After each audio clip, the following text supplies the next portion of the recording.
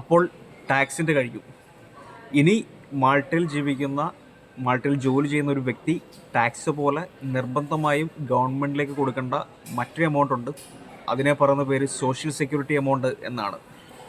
ഒരു വർഷത്തെ നമ്മുടെ സാലറി എത്രയാണോ അതിൻ്റെ 10% ആണ് സോഷ്യൽ സെക്യൂരിറ്റി എന്ന എമൗണ്ട് എന്ന നിലയിൽ നമ്മുടെ കോൺട്രിബ്യൂഷനായിട്ട് നമ്മൾ കൊടുക്കേണ്ടത്. ഇതുപോലെ തന്നെ നമ്മുടെ ഒരു വർഷത്തെ ടോട്ടൽ സാലറിയുടെ 10% നമ്മൾ വർക്ക് ചെയ്യുന്ന കമ്പനിയും ഗവൺമെൻറ്റിലേക്ക് നമുക്ക് വേണ്ടി സോഷ്യൽ സെക്യൂരിറ്റി കോൺട്രിബ്യൂഷനായിട്ട് കൊടുക്കും. യൂറോപ്യൻ രാജ്യങ്ങളിൽ ഭൂരിഭാഗവും ഡെവലപ്ഡ് രാജ്യങ്ങളാണ്. ഈ ഡെവലപ്ഡ് രാജ്യങ്ങളിലെ നമ്മുടെ മികച്ച ജീവിത നിലവാരത്തിന് വേണ്ടിയാണ് ഗവൺമെൻറ് നമ്മുടെ സാലറിയിൽ നിന്ന് ഈ 10% ചാർജ് ചെയ്യുന്നത്. സോഷ്യൽ സെക്യൂരിറ്റി കൊടുത്തു കഴിഞ്ഞാൽ നമുക്കുണ്ടാകുന്ന ഗുണം എന്താണെന്ന് വെച്ചാൽ, നമുക്ക് ഭാവിയിൽ എന്തെങ്കിലും ഒരു സാഹചര്യത്തിൽ ഒരു അസുഖം വന്നു കഴിഞ്ഞാൽ നമ്മുടെ മെഡിക്കൽ ട്രീറ്റ്മെൻറ്റ് നമുക്ക് സൗജന്യമായിട്ട് ചെയ്യാൻ സാധിക്കും. ഇനി പെട്ടെന്ന് നമ്മൾ ചെയ്തുകൊണ്ടിരിക്കുന്ന ജോലി നമുക്ക് നഷ്ടപ്പെട്ടു, അപ്പം ഒരു ജോലിയിൽ നിന്ന് അടുത്ത ജോലിയിലേക്ക് കടക്കുന്നവരെയുള്ള നമുക്ക് ഗവൺമെൻറ്റിൽ നിന്ന് ഒരു കോമ്പൻസേഷൻ ലഭിക്കും. പിന്നെ കുട്ടികൾ ഉണ്ടെന്നുണ്ടെങ്കിൽ അവർക്ക് സൗജന്യമായിട്ട് വിദ്യാഭ്യാസം ലഭിക്കും. അതുപോലെ തന്നെ വളരെ കുറഞ്ഞ ചിലവിൽ, ഇപ്പോൾ മാൾട്ടയിലെ കേസ് പറയുകയാണെന്നുണ്ടെങ്കിൽ 3000 രൂപ നമ്മൾ ഗവൺമെൻറ്റിലേക്ക് കൊടുത്തു കഴിഞ്ഞാൽ, എക്സ്ട്രാ 3000 രൂപ കൂടെ നമ്മൾ കൊടുത്തു കഴിഞ്ഞാൽ നമുക്ക് ഒരു വർഷം അൺലിമിറ്റഡ് ആയിട്ട് AC ബസ്സുകളിൽ സൗജന്യമായിട്ട് യാത്ര ചെയ്യാൻ സാധിക്കും. അതുപോലെ തന്നെ സുരക്ഷിതത്തോടു കൂടിയും സമാധാനത്തോടു കൂടിയും സന്തോഷത്തോടു കൂടിയും ഈ രാജ്യത്ത് ജീവിക്കാൻ നമുക്ക് സാധിക്കും.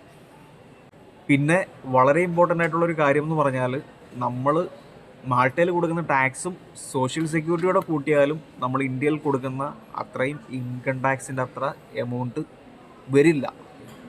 അപ്പം നമ്മൾ മാൾട്ടയിൽ ജോലി ചെയ്താലുള്ള ടാക്സിൻ്റെ കാര്യം നമ്മൾ ചർച്ച ചെയ്തു, സോഷ്യൽ സെക്യൂരിറ്റിയുടെ കാര്യം നമ്മൾ ചർച്ച ചെയ്തു. നമുക്ക് ചിലവുകളുടെ കാര്യം ആദ്യം ചർച്ച ചെയ്യാം. ഇനി മാൾട്ടയിൽ ഒരു മാസം നമുക്ക് ജീവിക്കണം എന്നുണ്ടെങ്കിൽ എത്ര രൂപ ആവശ്യമാണ്?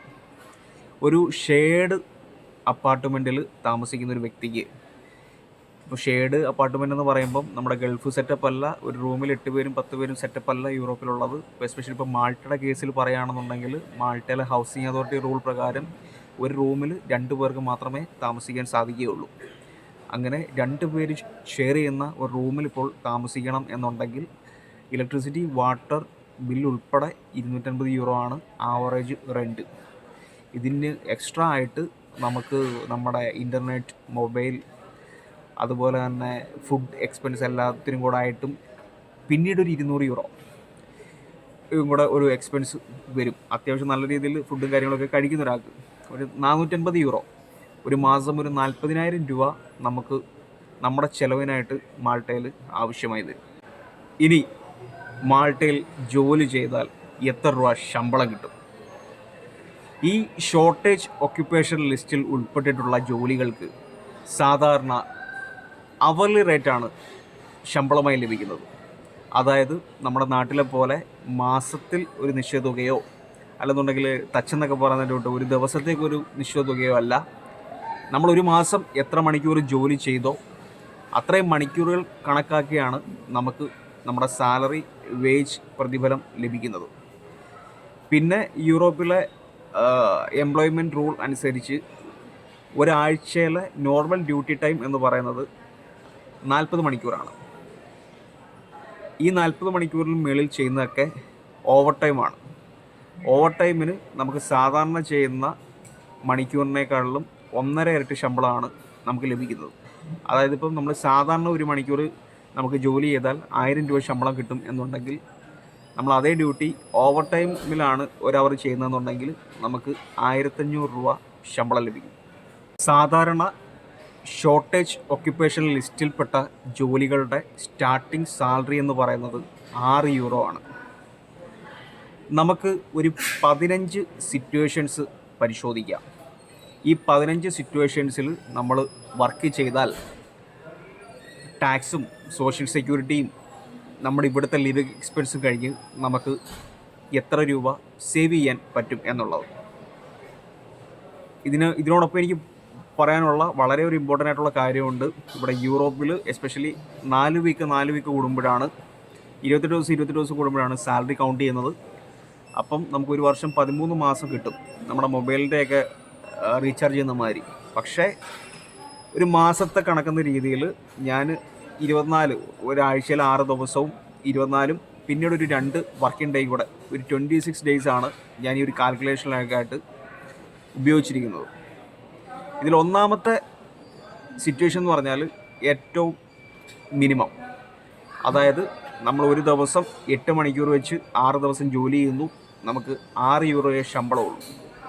അപ്പം നമ്മൾ അങ്ങനെ ജോലി ചെയ്താൽ നമുക്ക് എത്ര രൂപ സേവ് ചെയ്യാൻ പറ്റും? ഇവിടുത്തെ ചിലവും നമ്മുടെ ചിലവും കഴിഞ്ഞ് നമുക്ക് നാട്ടിലേക്ക് എത്ര അയക്കാൻ പറ്റും? ഇനി രണ്ടാമത്തെ കേസ് എന്ന് പറയുന്നത് നമ്മുടെ ബേസിക് പെർ അവർ നമുക്ക് കിട്ടുന്ന സാലറിയിൽ വ്യത്യാസമില്ല, അത് 6 യൂറോ തന്നെയാണ്. പക്ഷേ നമ്മൾ ഡെയിലി 8 മണിക്കൂറിന് പകരം 10 മണിക്കൂറാണ് ജോലി ചെയ്യുന്നത്. മൂന്നാമത്തെ കേസ് എന്ന് പറഞ്ഞാലും നമ്മുടെ സാലറിയിൽ വ്യത്യാസമില്ല, നമ്മൾ 8 മണിക്കൂറിന് പകരം 12 മണിക്കൂറാണ് നമ്മൾ ജോലി ചെയ്യുന്നത്. ഈ 3 സിറ്റുവേഷൻസും നമുക്കൊന്ന് പരിശോധിക്കാം.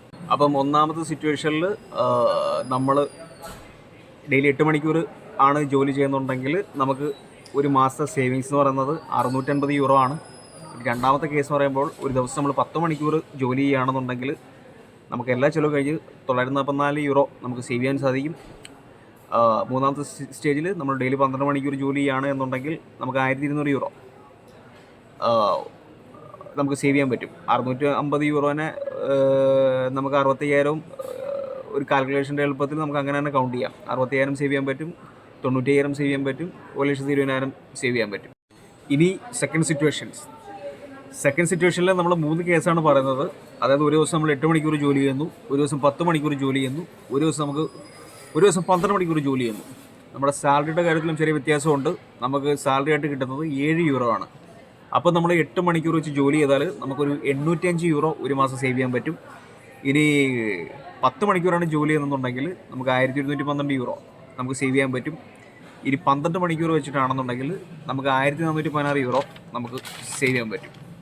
ഇനി അടുത്ത കേസ് എന്ന് പറഞ്ഞാൽ നമ്മുടെ സാലറി 1 യൂറോടെ കൂടുന്നു, നമ്മുടെ സാലറി 8 യൂറോ ആണ്. നമ്മൾ 8 മണിക്കൂർ വർക്ക് ചെയ്യുന്ന കേസ്, 10 മണിക്കൂർ വർക്ക് ചെയ്യുന്ന കേസ്, 12 മണിക്കൂർ വർക്ക് ചെയ്യുന്ന കേസ്. അപ്പോൾ നമ്മൾ 8 മണിക്കൂർ വർക്ക് ചെയ്താൽ നമുക്ക് 950 യൂറോ സേവ് ചെയ്യാൻ പറ്റും. 10 മണിക്കൂർ വർക്ക് ചെയ്താൽ 1277 യൂറോ സേവ് ചെയ്യാൻ പറ്റും. ഇനി 12 മണിക്കൂറാണ് എന്നുണ്ടെങ്കിൽ 1703 യൂറോ സേവ് ചെയ്യാൻ പറ്റും. ഇനി അടുത്ത കേസ് പറഞ്ഞാൽ നമുക്ക് 9 യൂറോ പെർ അവർ കിട്ടുന്നു, നമ്മൾ ഡെയിലി 8 മണിക്കൂർ വർക്ക് ചെയ്യുന്നു. അപ്പോൾ ആ കേസിൽ നമുക്ക് 1106 യൂറോ സേവ് ചെയ്യാൻ പറ്റും. അടുത്ത കേസ് 10 മണിക്കൂർ വർക്ക് ചെയ്താൽ 1443 യൂറോ നമുക്ക് സേവ് ചെയ്യാൻ പറ്റും. അടുത്ത കേസ് നമ്മൾ 12 മണിക്കൂർ വർക്ക് ചെയ്യുകയാണെന്നുണ്ടെങ്കിൽ നമുക്ക് 1829 യൂറോ നമുക്ക് സേവ് ചെയ്യാൻ സാധിക്കും. ഇനി അടുത്ത കേസ് എന്ന് പറഞ്ഞാൽ നമുക്ക് 1 മണിക്കൂർ ജോലി ചെയ്താൽ 10 യൂറോ ആണ് കിട്ടുന്നത്.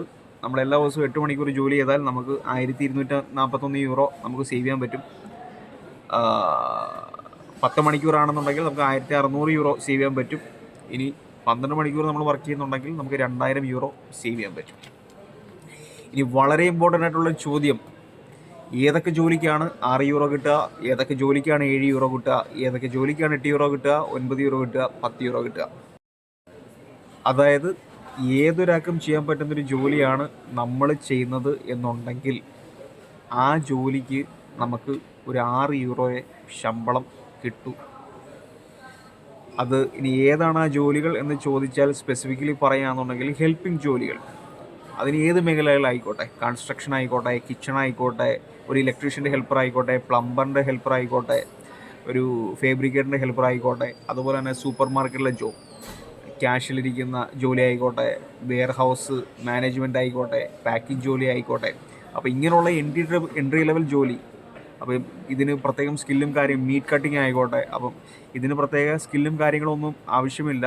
അപ്പം എക്ക് ചെയ്യാൻ പറ്റുന്നത് തന്നെ ബിക്ക് ചെയ്യാം, സിക്ക് ചെയ്യാം. അതായത് നാളെ ഒരുത്തം വന്നാൽ നമ്മുടെ പണി തെറിക്കും. അങ്ങനെയുള്ള ജോലികളെയാണ് നമ്മൾ എൻട്രി ലെവൽ ജോലി എന്ന് പറയുന്നത്. അപ്പോൾ നിങ്ങൾക്കിത് മനസ്സിലായി കാണുമെന്ന് കരുതുന്നു. അതായത് ഇപ്പം ഹെൽപ്പറിന് ഇന്ന ആൾ തന്നെ ഹെൽപ്പ് ചെയ്യണം എന്നില്ല, ആർക്കും ഒരു സ്കിൽഡ് ലേബറിനെ ഹെൽപ്പ് ചെയ്യാൻ പറ്റും. അപ്പോൾ അങ്ങനെയുള്ള ജോലികളുടെ സ്റ്റാർട്ടിങ് സാലറിയാണ് 6 യൂറോ. അപ്പോൾ അങ്ങനെയുള്ള ജോലികൾക്ക് 7 യൂറോ മാൾട്ടയിൽ കിട്ടുക എന്ന് പറഞ്ഞാൽ അത് വളരെ നല്ലൊരു സാലറിയാണ്. ഇനി അടുത്ത step, 7 euro, 8 euro, 9 euro, 10 euro ഈ സാലറി ആർക്കാണ് കിട്ടുന്നത്? നമുക്ക് 7 യൂറോ മുതൽ പെർ അവർ മുതലുള്ള സാലറി കിട്ടണം എന്നുണ്ടെങ്കിൽ നമുക്ക് ഒരു സ്കില്ല് ഓഫർ ചെയ്യാൻ കാണണം. നമ്മളൊരു നല്ലൊരു ഇലക്ട്രീഷ്യനാണ്, നമ്മളൊരു നല്ലൊരു പ്ലംബറാണ്, നമ്മൾ നല്ലൊരു വെൽഡറാണ്, നമ്മൾ നല്ലൊരു അലൂമിനിയം ഫാബ്രിക്കേറ്ററാണ്, നമ്മൾ നല്ലൊരു ഹിറ്റാച്ചി ഓപ്പറേറ്ററാണ്, JCB ഓപ്പറേറ്ററാണ്. അപ്പം അങ്ങനെയൊക്കെ നമുക്ക് നല്ലൊരു സ്കില്ലുണ്ട് എന്നുണ്ടെങ്കിൽ നമുക്ക് നമ്മുടെ സ്കില്ലിന് അടിസ്ഥാനത്തിൽ €7, €8, €9, €10, ഞാൻ വിട്ടുപോയി ഹെവി ഡ്രൈവർ, നമ്മൾ നല്ലൊരു സ്കിൽഡ് ഹെവി ഡ്രൈവർ ആണ് എന്നുണ്ടെങ്കിൽ നമുക്ക് €7, €8, €9, €10 നമ്മൾ വർക്ക് ചെയ്യുന്ന കമ്പനികളുടെ അടിസ്ഥാനത്തിലും നമ്മുടെ സ്കില്ലിൻ്റെ അടിസ്ഥാനത്തിലും നമുക്ക് ശമ്പളമായി ലഭിക്കും. പിന്നെ വളരെ ഇമ്പോർട്ടൻ്റ് ആയിട്ടുള്ളൊരു കാര്യം, നമ്മളൊരു ഇലക്ട്രീഷ്യനാണ് അല്ലെങ്കിൽ നമ്മളൊരു പ്ലംബറാണ്, നമ്മുടെ കയ്യിൽ സർട്ടിഫിക്കറ്റ് ഉണ്ട്, നമുക്ക് 15 വർഷത്തെ എക്സ്പീരിയൻസ് ഉണ്ട്. പക്ഷേ യൂറോപ്പിൽ വന്ന് നമുക്ക് ഇവിടെ അവരുടെ സ്റ്റാൻഡേർഡ് വെച്ച് നോക്കുമ്പം നമുക്ക് സ്കില്ലില്ല എന്നുണ്ടെങ്കിൽ നമുക്ക് ജോലി ലഭിക്കില്ല. അടുത്ത ദിവസം തന്നെ അവർ നമ്മളെ പറഞ്ഞു വിടും. യൂറോപ്പിൽ എത്തിക്കഴിഞ്ഞാൽ പിന്നെ നമ്മുടെ സ്കില്ലാണ് അടിസ്ഥാനം. നമുക്ക് നല്ല സ്കില്ലുണ്ടെന്നുണ്ടെങ്കിൽ നല്ല കമ്പനികളിൽ നല്ല ശമ്പളം കിട്ടും. ഇനി ഇല്ലെന്നുണ്ടെങ്കിൽ, മോശമാണെന്നുണ്ടെങ്കിൽ അവർ നമ്മളെ പറഞ്ഞു വിടും, അതിനൊരു സംശയവും ഇല്ല.